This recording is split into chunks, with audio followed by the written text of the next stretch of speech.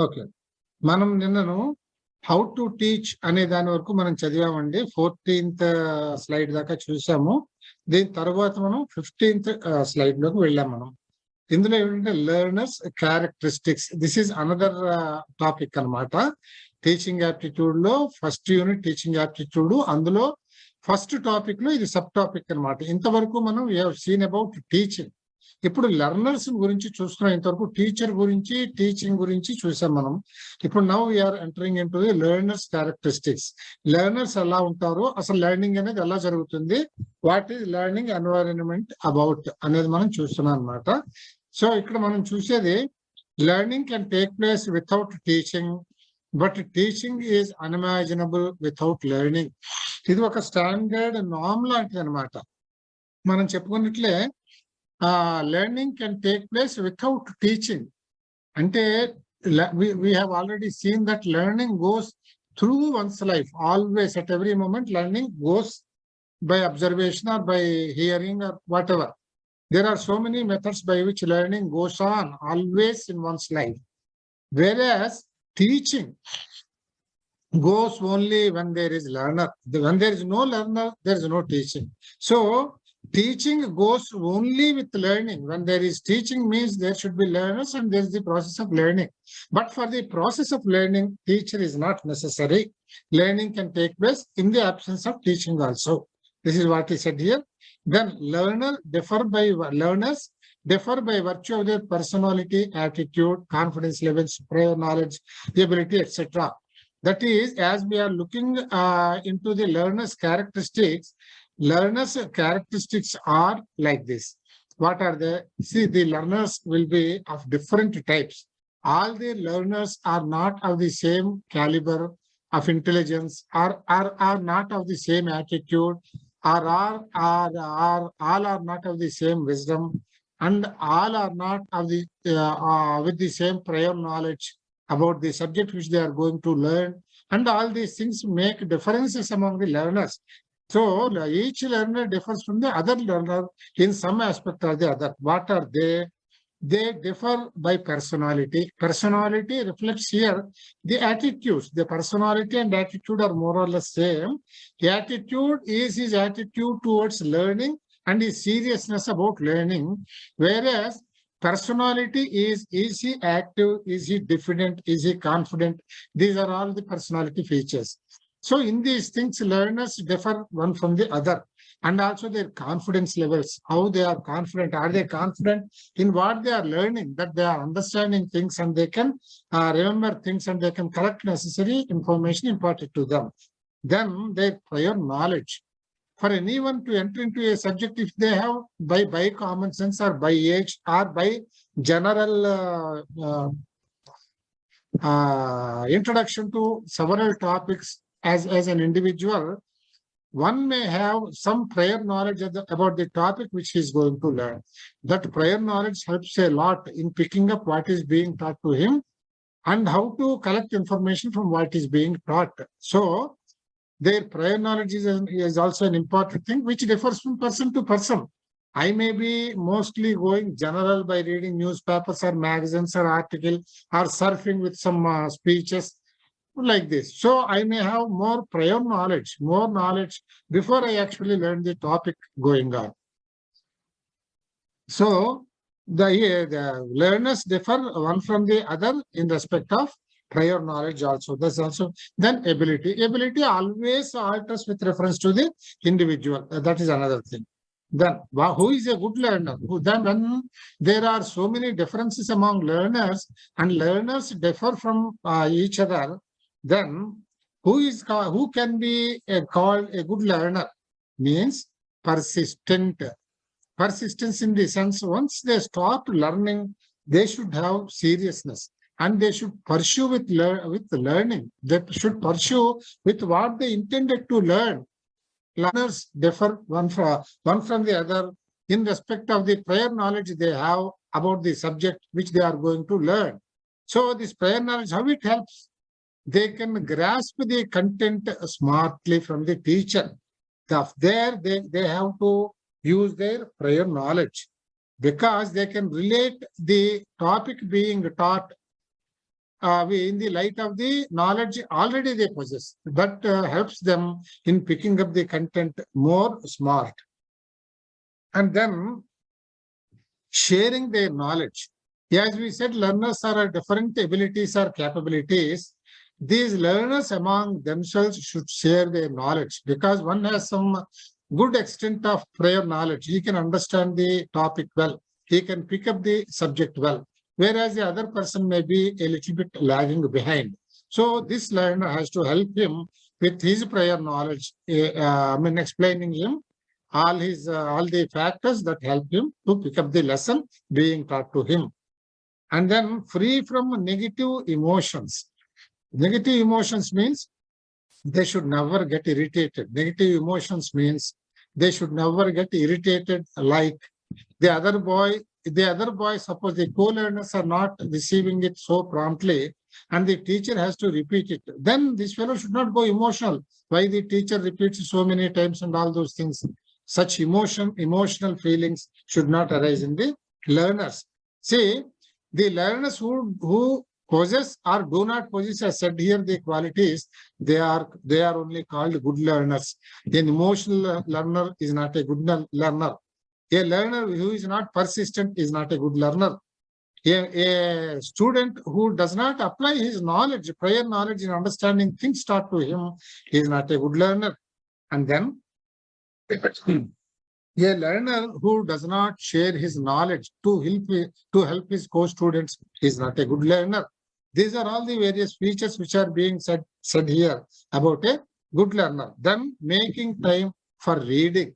They should always improve their knowledge base. For this, they have to go on reading things, various articles, listening to various speeches, referring to various news items, and all these things improve their knowledge base. So they should be reading always, then analyzing and evaluating.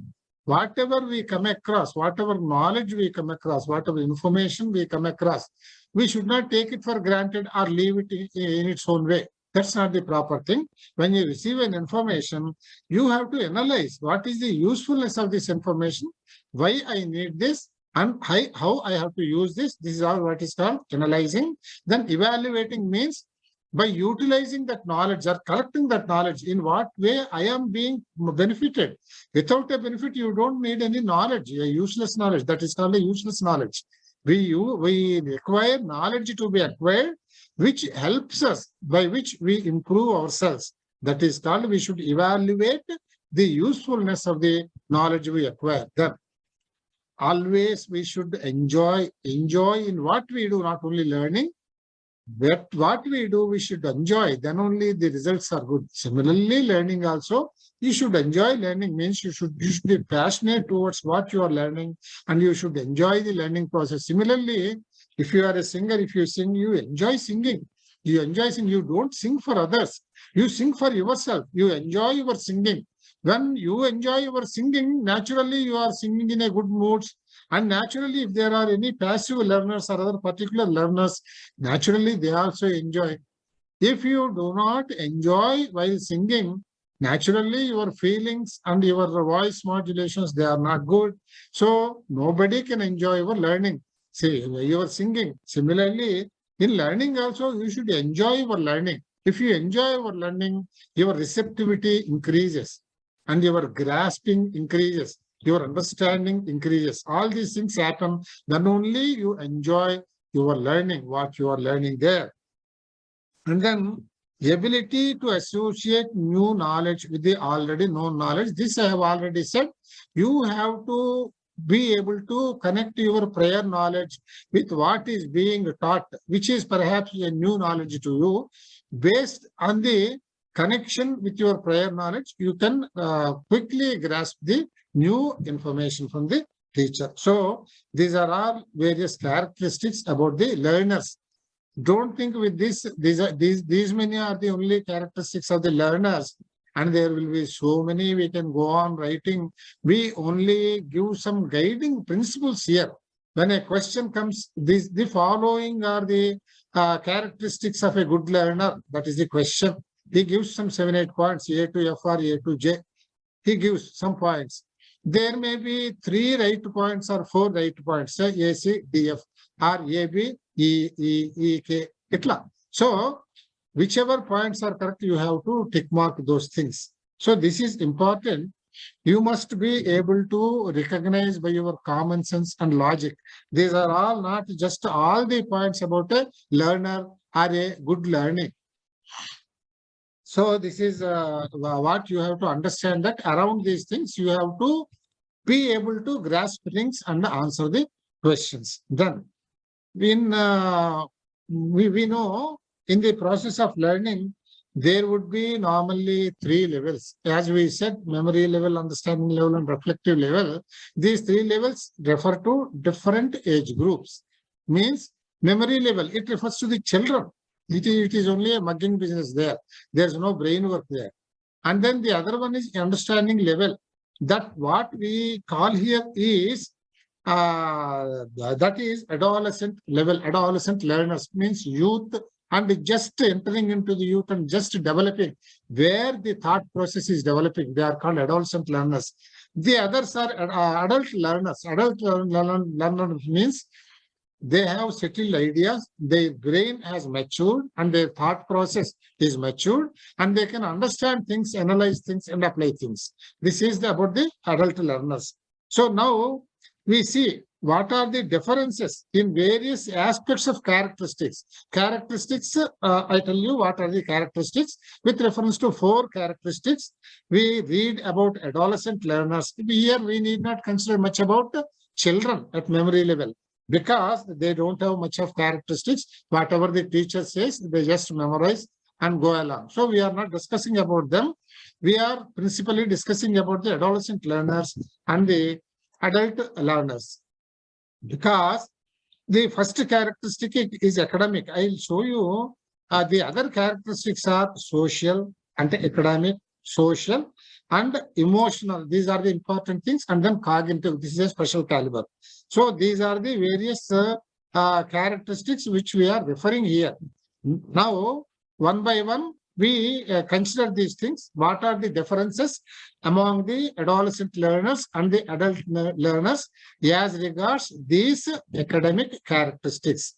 So what happens with adolescent learners is they exhibit a varied development and intellectual score. A varied development and intellectual score means their intellect would be blossoming at that point of time. In their adolescent ages, their thought process, their intellectual capabilities could be just flowering then. So they will have a lot of thought process. They will have number of thoughts and ideas. So they show their talents in varied directions. So they develop in the multiple directions. They develop in multiple directions. With reference to a thought process just blossoming. So this is how they show in their adolescent ages. This is about the adolescent learners. This includes metacognition and independent thought also. Independent thought means, if teacher is teaching something, they just don't keep quiet. They will not be passive listeners. Passive listeners means just listening to what the teacher says and getting complacent at that level. That is not the thing. Here, what these adolescent learners, because their thought process is blossoming at that stage, they try to make independent thoughts about what the teacher says. They analyze, they make their own independent thoughts. They form their own independent ideas about that. Then metacognition. Metacognition means it's a brain work. Metacognition means they will identify the usefulness. They will try to always identify the usefulness of what they are learning. How far it is useful to me. How far I can apply that. This is what they learn. They do. And then they shall be inclined to learn topics of their interest. One more thing is, these people normally, one second.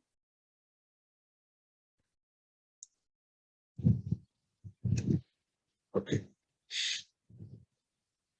At adolescent stages, they always show interest in learning things which interest them, in which they are interested.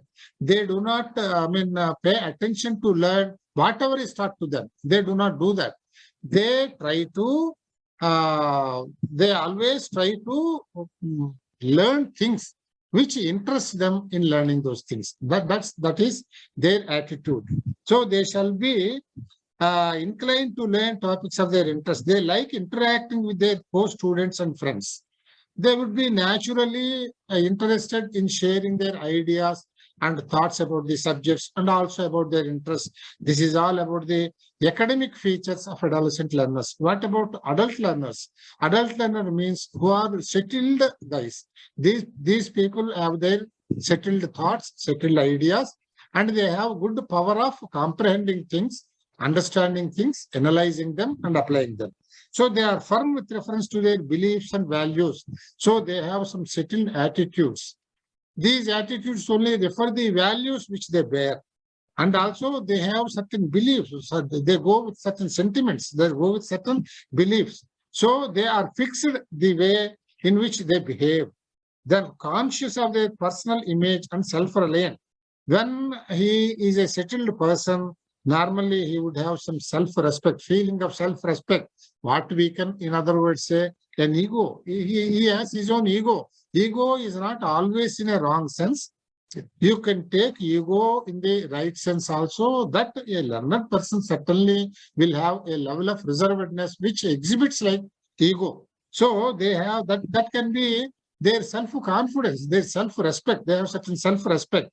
Therefore, the teacher should be careful in guarding their self-respect. Teacher cannot just treat them as children and try to teach in his own way, disregarding the self-respect of the learners in respect of adult learners. So, conscious of their personal image and self-reliant, they rely on their own ideas. They do not easily adapt to the ideas of others.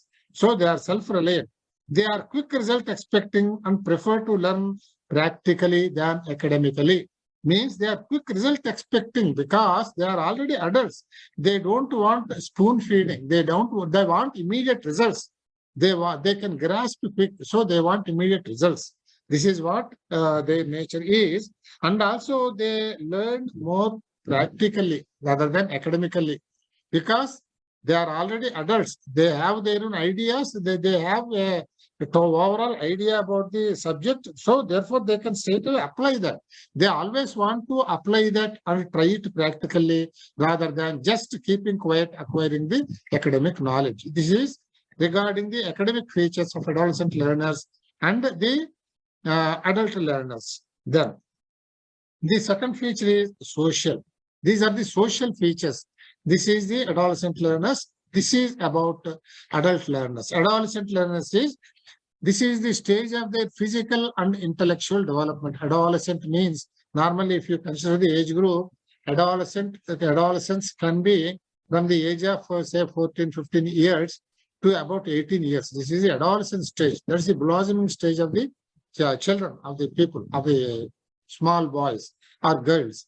So this is the stage of their physical and intellectual development. I think you understand if I just read through this, because we have to go a bit faster. Small things I think I need not explain. You can understand. This is the stage of their physical and intellectual development. Why we are saying physical and intellectual development is intellectual development improves their capacity of understanding and analyzing, whereas physical development in them, it brings about certain what we can say, certain feelings, certain psychological features. So these physical features bring in certain psychological aspects into them. That's why this is mentioned like physical and intellectual development. Those strongly go with familial and parental values. They develop strong bonds with peer groups than with family members.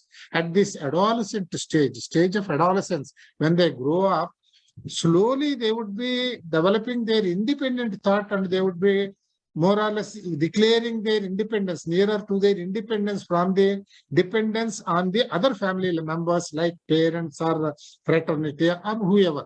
or other relations. So they reduce their dependence on the family members, no doubt. They respect the familial values. They respect the domestic relationships. They have love and affection and bonding, everything they have. But when it comes to sharing and depending, and means taking and give and take, this they prefer to go with their peer groups rather than the family members. Next, society and media influence them a lot. They are in a blossoming stage. They are emotional, mostly emotional. Therefore, they are easily affected by the influence of the society and media.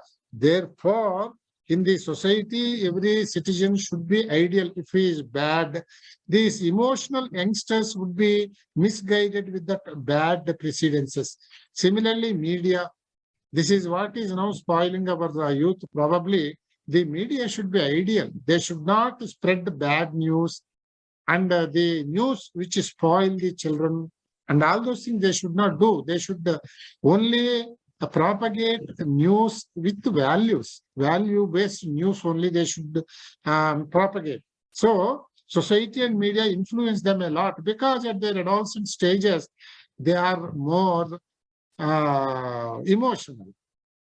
They are likely to be misinformed about the real facts and values. It's a stage where attitudes are developed and spirit of competition dominates. This is what I said. When they are emotional, their attitudes settle down here. And their attitudes also take shape with the environment in which they are settled. Means with reference to the society, the media, and the other persons, and his family persons, his peer groups, and all these things influence them. And under the influence of these things, influence of all these relations and all these features, his attitude will be settling down. So for the attitude to be settled down in a good manner, he should have a good environment around him. That is important. Then it should be ensured that they tend to develop healthy competitive practices. Here, also they develop a spirit of competition. So competition dominates here. Always an adolescent person, an adolescent boy are there. They try to exhibit themselves as more intelligent, as more special than the others, than his other co-fellows. They always have that psychology. They always have that interest. Therefore, they always go in a mood of competition. Whatever his friends say, friends do, they want to do it in a better way and prove themselves to be more better performing. This is the psychology of the adolescent learners. But here the care should be taken by the elders and the teachers that they should resort to a healthy competition. This competition should not be unhealthy. Unhealthy in sense gaining things by malpractices or trying to suppress the psychology of the other fellow who he feels is dominating him. So this is all unhealthy competition. That should not be the case. They should be kept in the right track to get used to very healthy practices of a competition, practices of healthy competition. And then it's also necessary to impart them sense of responsibility towards society. When all these things are set right, then only they come out as good citizens into the society, which is, after all, the sole aim of teaching. Sole aim of teaching is to present a fully developed personality into the society. This is the sole aim of teaching, just not teaching the academic curriculum. Then when we come to the adult learners, they have settled feelings and egos acquired by their age and experience. I think you understood this. They have settled feelings and egos. They have their own self-respect, and also they have certain settled ideas because they are already well grown up people, and they have some good extent of experience, good extent of exposure to the society and exposure to various things and various people. So they are people who are settled with reference to their ideas, egos, with reference to their age and experience. They have settled ideas about their learning and targets to be achieved. They are fixed in what they intend to learn. and what for they are learning, and what results they intend out of the learning. About all these things, they are fixed. It should be taken care that their feelings are not hurt. The teacher should be careful considering these feelings, that these feelings of the adult learners are not hurt by them, by the way they deal with the students, adult students.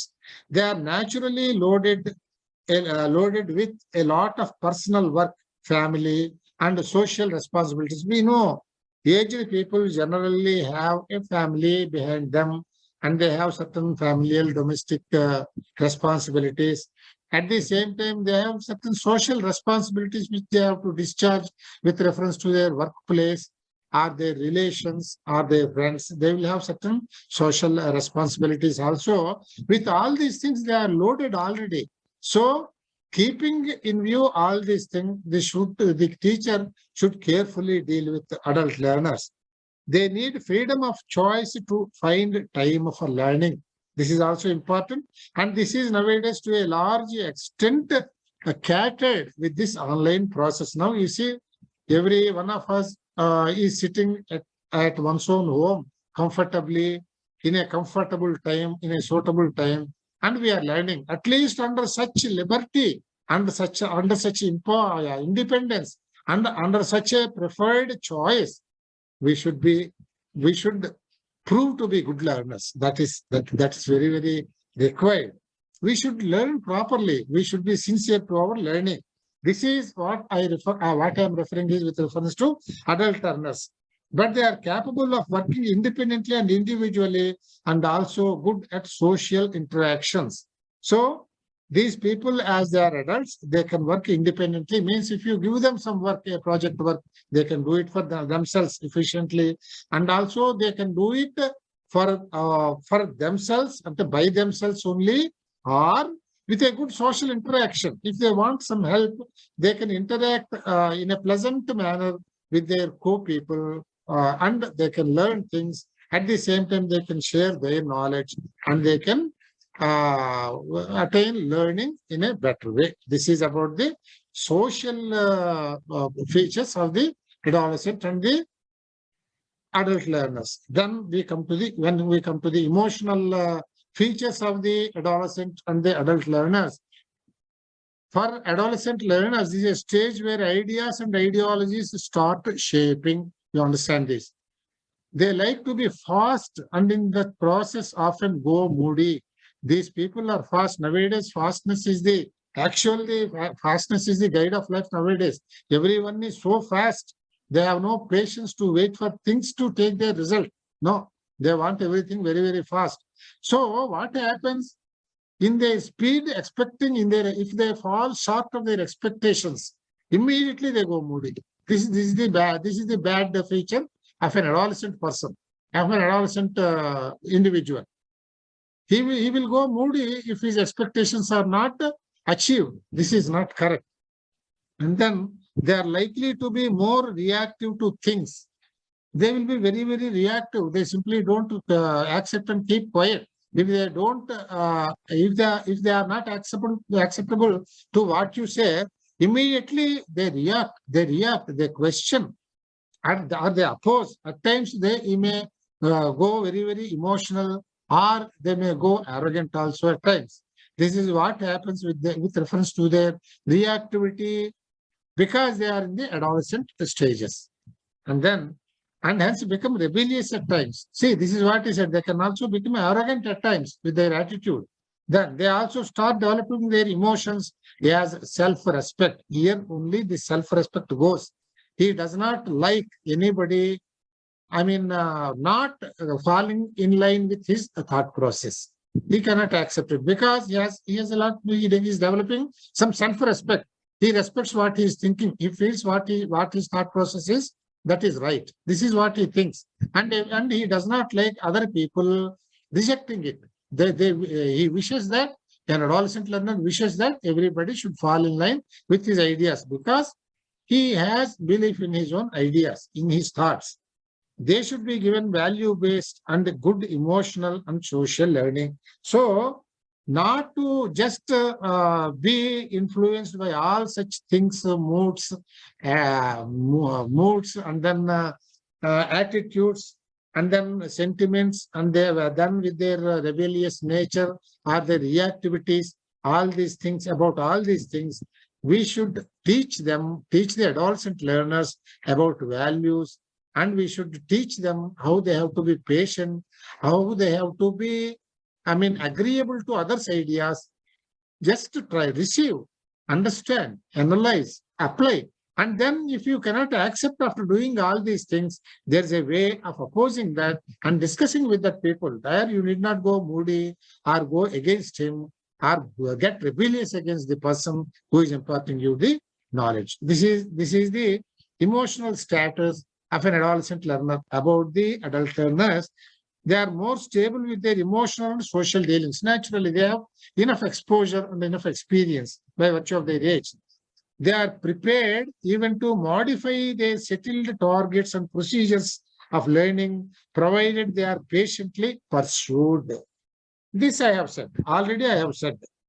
Because they are used to receive things, understand, analyze, and apply. And then it's about the usefulness, they take a decision. If they are convinced that what is being advised to them is better than what they achieve by their own thought process, if they are convinced in that way, definitely they change their ideas and they are acceptable to the ideas, new ideas given to them. This they acquire by virtue of their exposure in the society, by virtue of their experience and age. And then they certainly experience some setback in their performances with reference to their physical and physiological condition in view of their age. Because when age increases, adult learners means aged people. With aged people, they have some physical debilities. There can be hearing impairment. There can be seeing problems, and there can be understanding capabilities may be reduced, and their memory and remembrance may get reduced. These are all various things with reference to physical things, and also physiological things. They may have certain health issues, and all these things they become impediments in their actually exposing themselves efficiently in what they are learning. They become impediments, but they don't stop by those impediments. They are not affected by those impediments. They always try to learn. Then these allowances should be given to them. Considering these things and giving some allowance for all these debilities in respect of the adult learners, we should give them proper teaching, proper appraisal about the teaching we are making. Then giving proper direction, they acquire very good skills in learning and performing at their workplaces. So by all these debilities, we need not think adult learners are poor at learning or poor at applications. This is not correct. If they are properly trained and if they are treated with patience and properly guided, definitely they prove to be a very useful lot at their workplaces and in their regular life. So this is about the emotional features of the adolescent and the adult learners. Now we are coming to the cognitive features. Cognitive means relating to the brain. This is the brain work, means relating to the intellect, intelligence of a person. So how the brain work acts with reference to a adolescent learner and with reference to an aged learner, an adult learner. With reference to the adolescent stages, this relates to brain work. Cognitive means, cognition means the performance of the brain. This relates to the brain. In adolescent stages, brains start developing, influencing their thought processes, rational in understanding things, and perception of things and circumstances. They should be provided with good and modern educational practices for advanced development, as they are equipped with good cognitive abilities at these ages. We know our cognitive abilities are at their peak in the adolescent stages, because they would be toiling a lot to develop their thought process, and they try to make their own thinking on each and every information coming to them. Therefore, this is a very good stage, And here they should be properly trained with applying all the educational aids and all the good educational practices and procedures, and they should be equipped with good cognitive abilities to develop at these ages, because these ages are very, very useful for brain development. Then, when we come to adult learners, this is a time when cognitive abilities tend to decrease, especially with reference to memory and retrieval of information. I said, as age as age gets advanced, naturally our memory capacity, our grasping capacity, these things tend to reduce. That's natural. Therefore, this is one of the debilities experienced by adult learners. Then, but it is not necessary. After nowadays, we have so many information processes. Therefore, we can retrieve information just by referring. It's not necessary that they should memorize all those things and keep their brain and always retrieve those things whenever he needs. Okay. If his age does not permit that much of remembrance and retrieval, he can refer, he can collect information just by a bare reference. It's not a big debility. We need not consider it so much a hurdle in their process of learning or performing. Their attentivity to the teaching, receiving, and reacting take longer durations. This all happens because their receptivity, their understanding capacities tend to decrease with reference to age. This increases more so with increasing age. So it needs to invest more time to educate adults. So in the adult education processes, it is required that the teachers are more patient and are prepared to invest more time in teaching the adult learners, So these are all the various features, academic, emotional, cognitive, practical, and all these things we have seen with reference to adolescent learners and adult learners. After I complete the why I am saying all these topics, I think you may be wondering why all these things, it is necessary to know all these things. I tell you, after I complete this topic, I'll give you some questions. I'll give you some model questions. Then you understand why I said all these things and how you have to make use of this information while answering the questions. So now we go to the next slide. Now, the individual differences among learners. I said in the first part of this topic of the first unit of the paper 1, we have learned about teachers, teaching practices, etc. Now we are learning about the learners. Now we have seen various differences, various levels of learners. Now, what can be the differences among the individual learners? Learners definitely, they differ from person to person. They differ because no two persons are identical in this nature, in this creation. Definitely no two persons are identical. I'm saying identical. So they may be of the same thought process mostly, but definitely they are not identical to each other. There would be some differences. So how these differences occur among various learners? It is, one is learners' physical and mental health. I'll just scan through a little fast. You can understand things. And if you get it out, please raise and question. We'll take a little time to explain that. These are all small points. Learners' physical and mental health, with reference to the physical status and the mental status, learners, naturally, persons differ one from the other. Then basic potential of the learner, that means the inherent intelligence, the inherent level of cognition given to an individual, any person. So that differs definitely. Therefore, that is what we refer as basic potential of the learner. This comes by birth, which comes by birth. And then the level of aspiration and achievement motivation. See, now you will be good learners and you will be persistent learners at UGC NET classes. When you have a good aspiration, see, you should have that decision that I should fare well. I should get, qualified in my first attempt. When you have this type of aspiration, and also always you should motivate yourself. I have to work hard after all. If you do not work at these stages, the students, for the younger students, if they do not work at these stages, when can they work?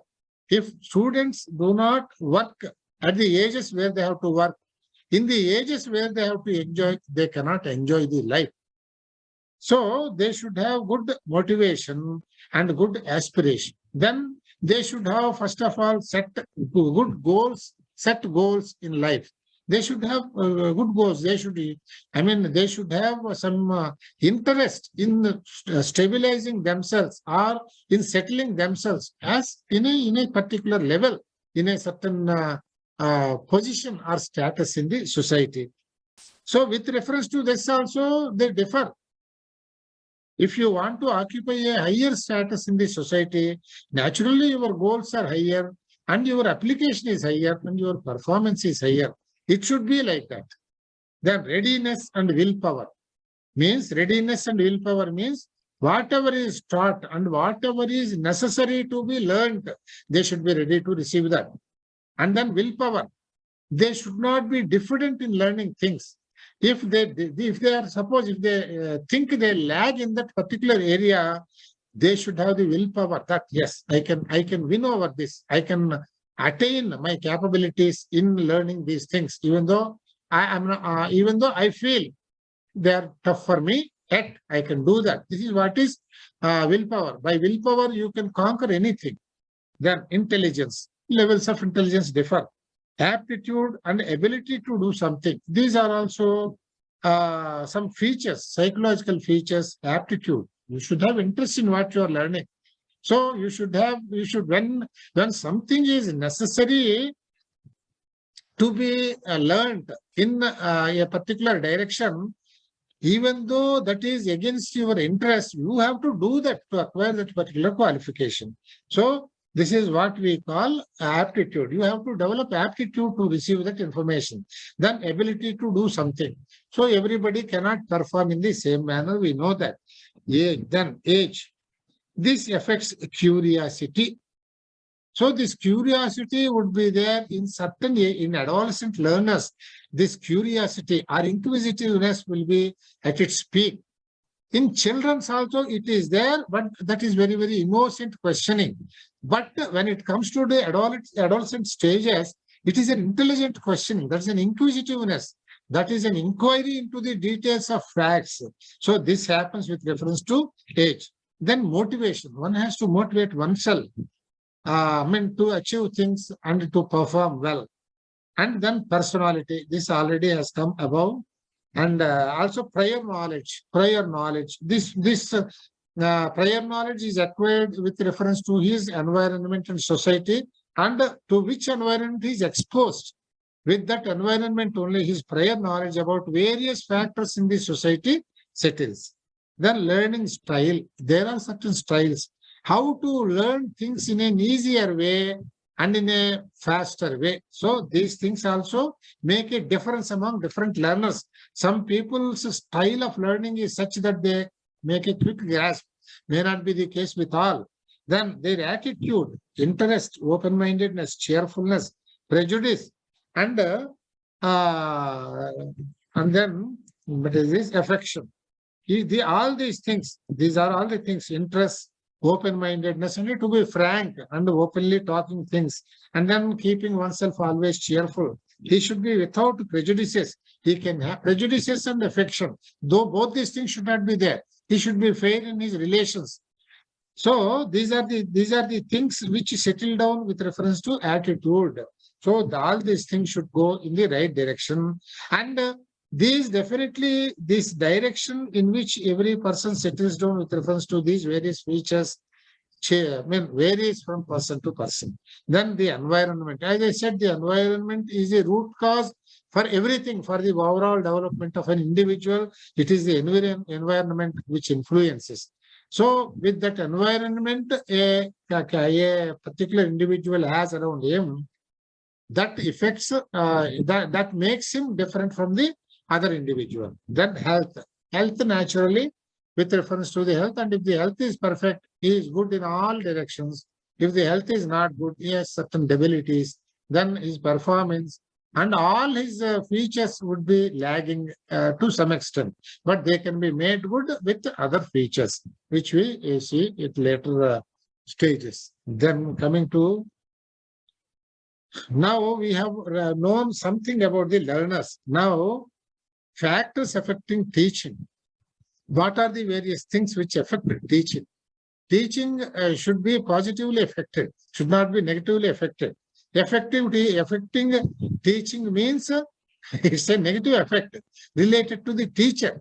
Related to the teacher, what are the factors that affect teaching?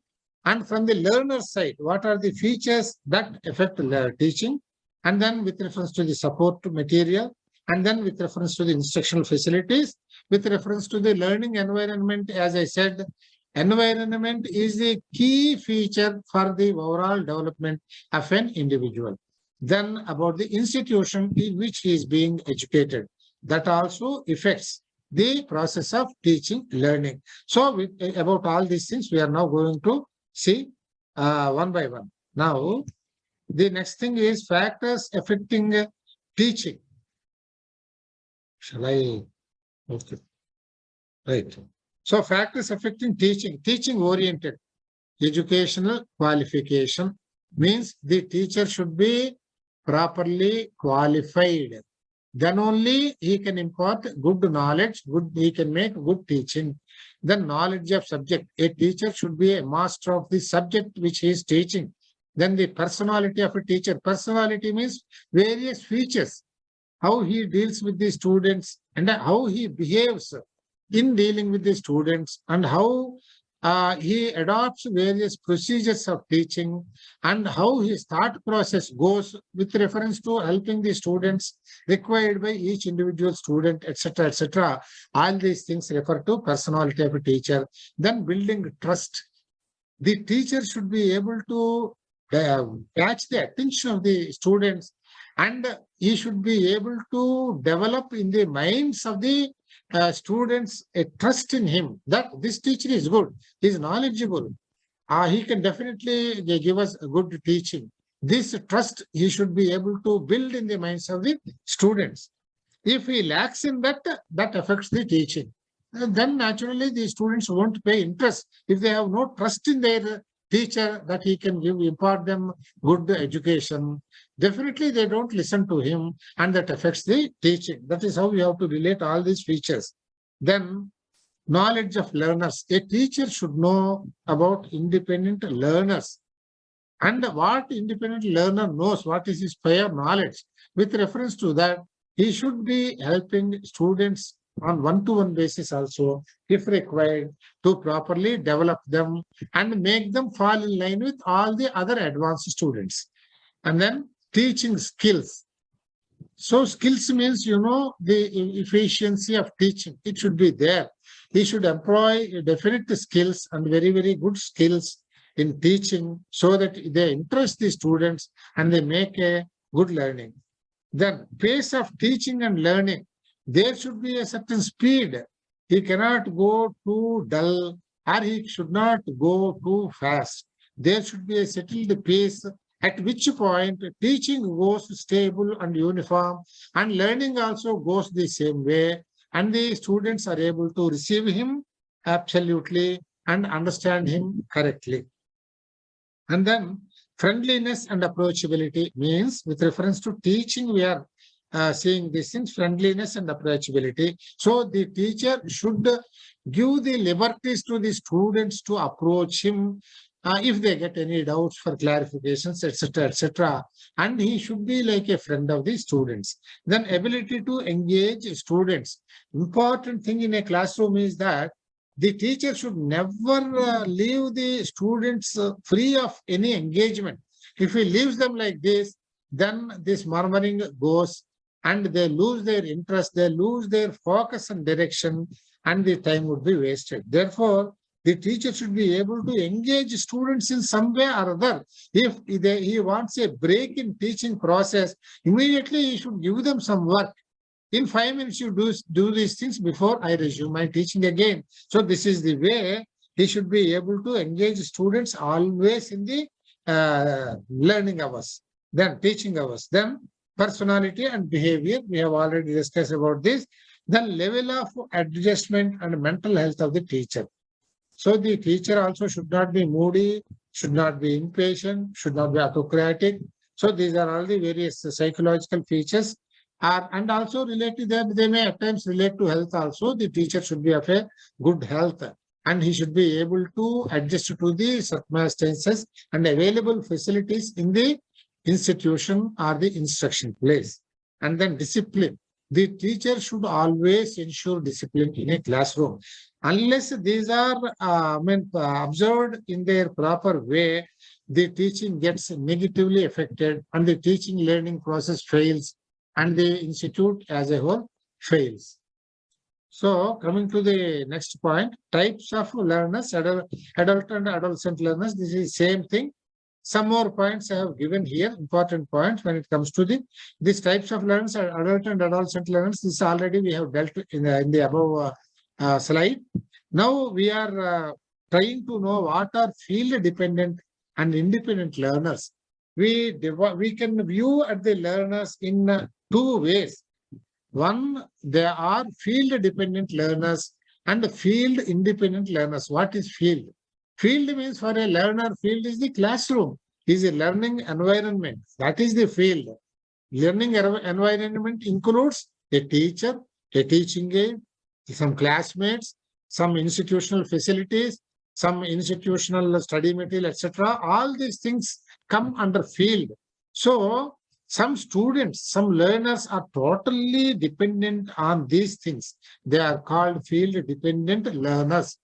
And there are some people, they are good at social learning, means they do not totally depend on these field things. They depend on their own exposure in the society and by collecting information for themselves from various other sources other than the field, facilities, they can collect from the society. This is what is called social learning. See, field means classroom, aids, teacher, classmates, etc. Field dependent people are good at social learning, and then field independent people are less reliant on being provided with a structure to the subject and are more self-motivated. Means field independent people means who do not depend on a teacher, the institutional facilities, the study material, etc. They are less reliant. Reliant means they depend less on these field features and on being provided with a structure to the subject and are if they are given just the syllabus and the topics which they have to learn, then they get themselves self-motivated and they collect information and they learn themselves. These are called field dependent and field independent learners. So we have come up to 22nd one.